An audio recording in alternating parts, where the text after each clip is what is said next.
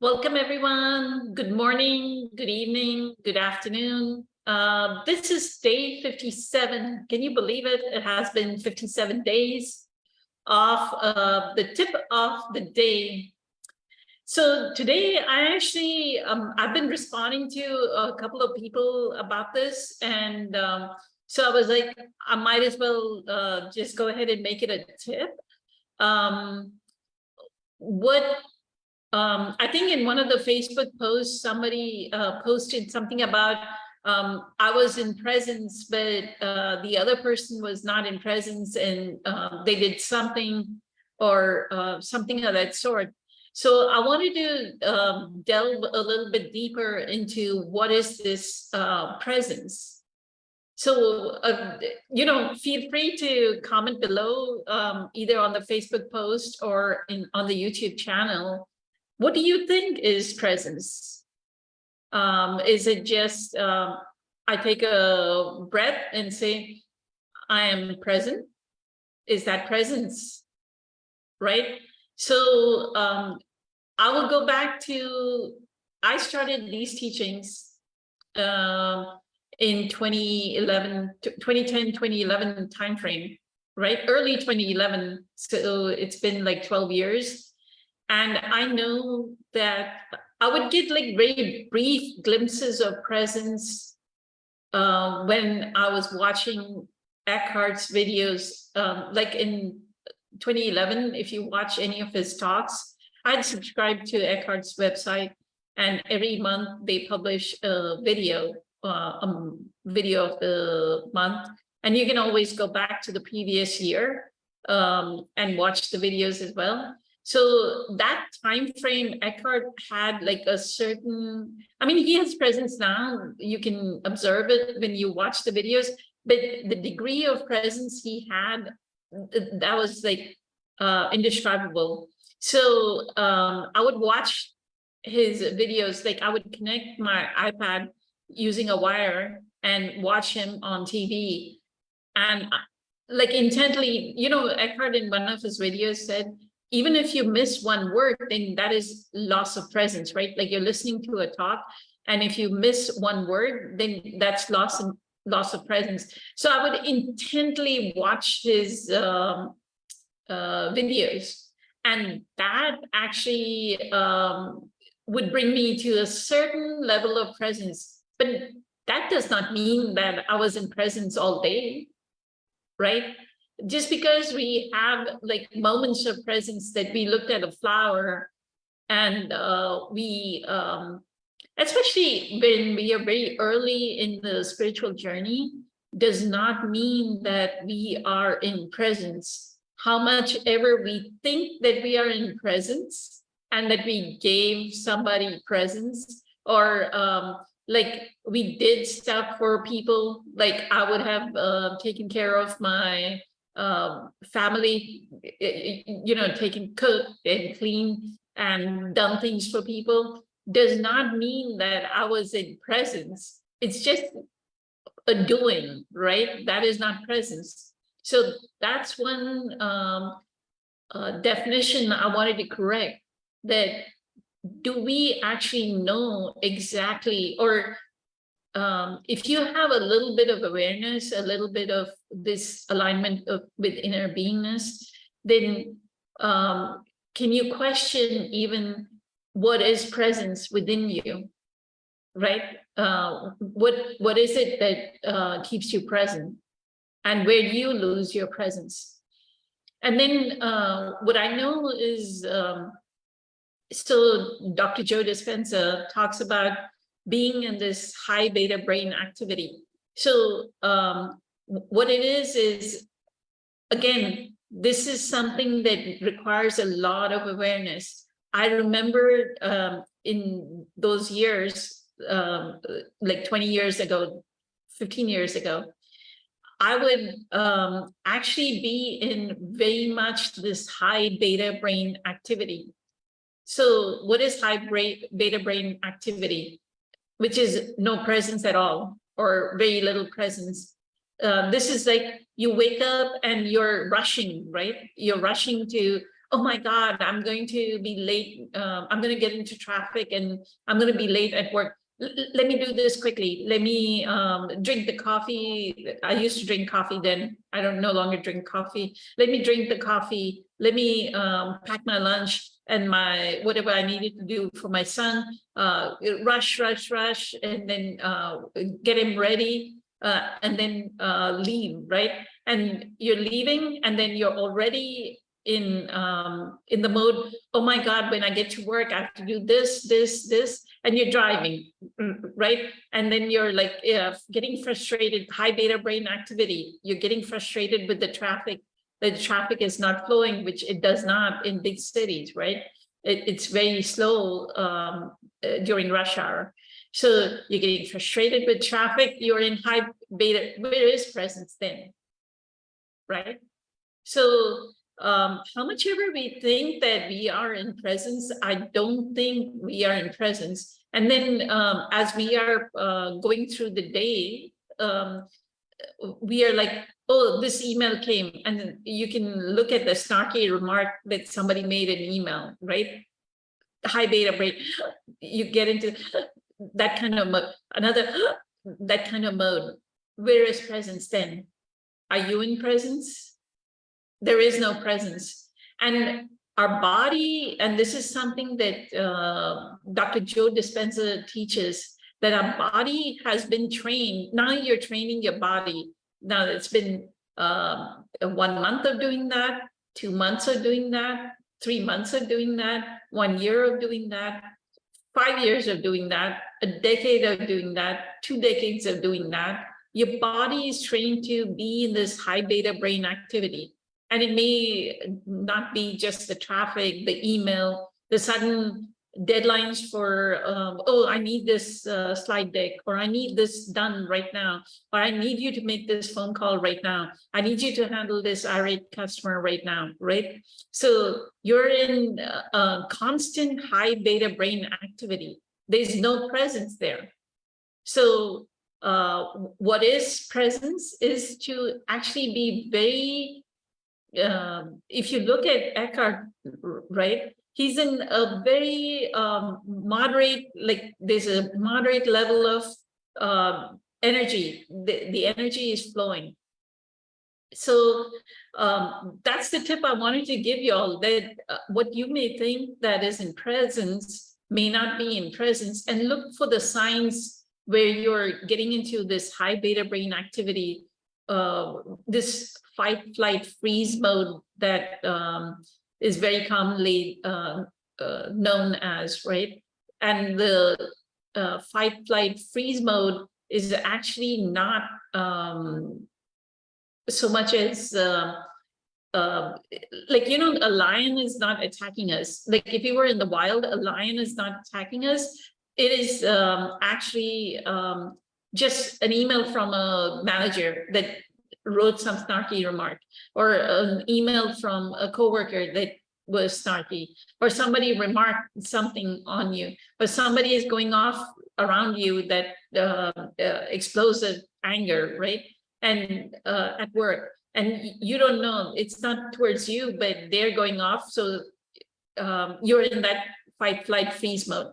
Now, when that happens, what I wanted to let you know is what is released is a great amount of adrenaline, because both Anthony William, I think Dr. Joe Dispenza says that too, what your body is getting ready to do is as though you were in the wild and you need to run, and you need to have that energy to run, get away from this lion.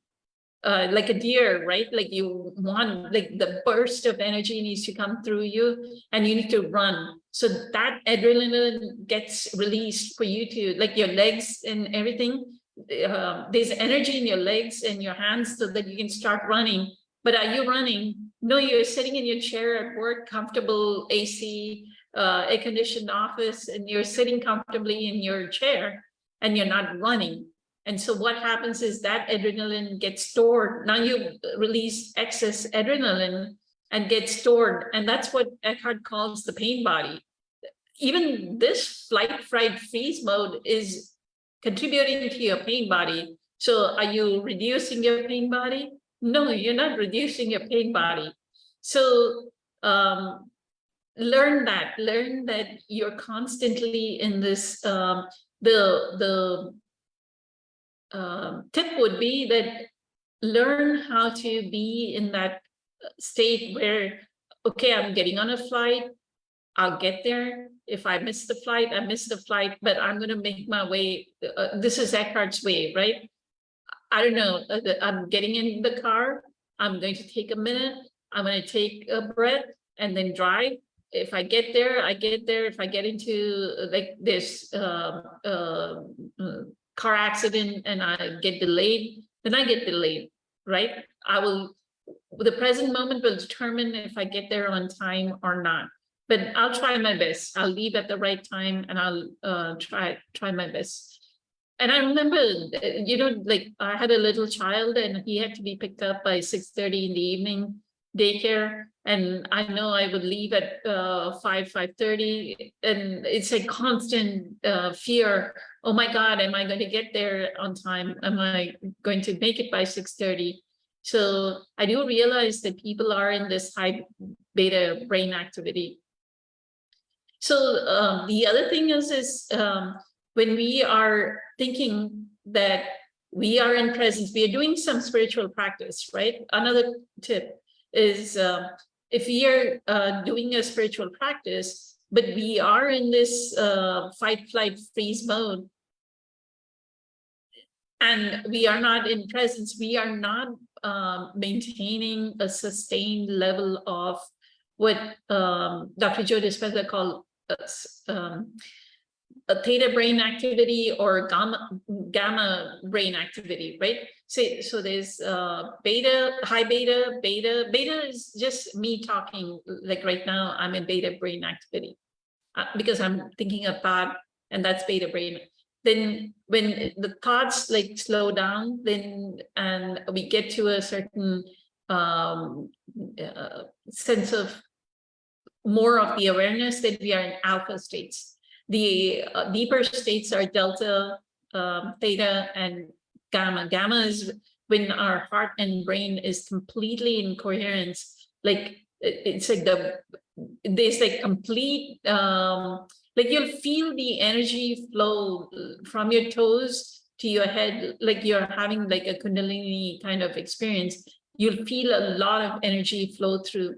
So are you achieving that gamma states is another thing. So the presence, as Eckhart says, has like a dimmer switch. You can either be in alpha, you can be in, Eckhart doesn't say, he just says it's like a dimmer switch. So you want to be in, for a certain portion of your day, you want to be in gamma, theta and gamma states, so that you can bring that, so you're completely turned on, you're all presence, so that you can bring that throughout the day to your day. When you're in beta brain activity or alpha, that you can bring that steady state, right, of presence. So for that, I would say I do Dr. Joe Dispenza's meditations. Now, what I call priming the pump, it's like, even with Dr. Joe Dispenza's meditations, there are like certain combinations that I do to get to that gamma. When I'm doing my 2 hours of meditation, to get to that gamma or theta states, there's some priming of the pump that I do. We recently got some meditations from Dr. Norm Shealy. So either I encap my meditation, like I'll do 20 minutes of Dr. Norm Shealy's meditation, like an hour and a half of Dr. Joe's, one of his meditations, and then I'll do another Dr. Norm Shealy's meditation. So somehow, or you don't, like when I'm doing one of Dr. Joe's meditations and I know there's no breath work in that meditation, Dr. Joe has a track called Inspire, which is just pure breath work, which is his pulling the mind out of the body, right? He's saying, pull your energies from energy center 1, 2, 3, and bring it up to 4, 5, 6 to get into that brain coherence, heart and brain coherence, that one mind, one heart. So to pull that energy up, there's an Inspire track. So I'll end cap that way. Like I'll start off with Inspire, do 2 or 3 of those so that I can find the pump, and then do my meditation so that I do experience deeper states that way, because your pineal gland has to be very active. That's the receiver, right? Radio receiver, as Dr. Joe says. And the radio receiver won't get activated until you create that magnetic field where there's a positive charge at the top and the negative charge at the bottom, which is at your perineum. So that's done through that, through the breath, pulling the, what Dr. Joe calls pulling the mind out of the body. You may find other, I'm not saying this is my way of doing it, but just because I'm doing it this way doesn't mean that all of you have to do it this way. You can find your own method that takes you out of energy centers 1, 2, and 3. Energy center 1 is about survival. 1 is about being earth driven, right? It's the lowest center. So it's about survival, 1 and 2. So they're going to dislodge you constantly. The body remembers, right? It's going to keep saying, think about this, think about your bills, think about what's going to happen. You don't have enough money. Think about that. You won't be able to afford this. Think about that, right? So that's energy center 1, 2. So pull the mind out of the body. You can do other things like Qigong. I know Sadhguru teaches a whole inner engineering program geared towards doing yoga and meditation, and I'm sure there's breath work involved. So you can do that as well. Do something that keeps you in that, what I know from Dr. Joe, in that theta and gamma states for some period of your time, so that you can be in presence for the rest of the day. And please do question your definition of what is presence. Just don't throw out the word, I was in presence. You may not have been in presence. So with that, have a fantastic day. I'm hoping everyone had a wonderful 4th of July. Thank you so much. Eternally grateful for all the support. Much love, many blessings. Bye.